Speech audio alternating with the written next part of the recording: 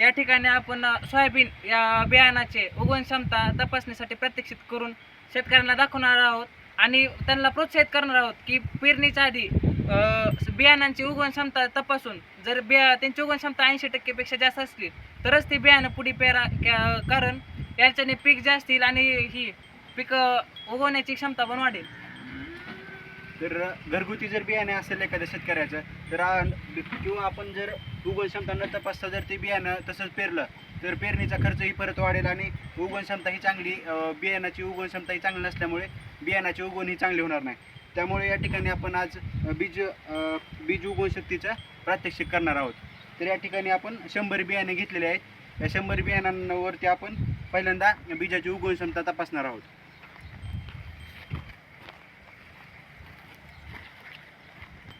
त्यासाठी आपण हे पोतं जे आहे ते ओलं करून घेतलेलं आहे, त्याला मॉइश्चर भेटण्यासाठी.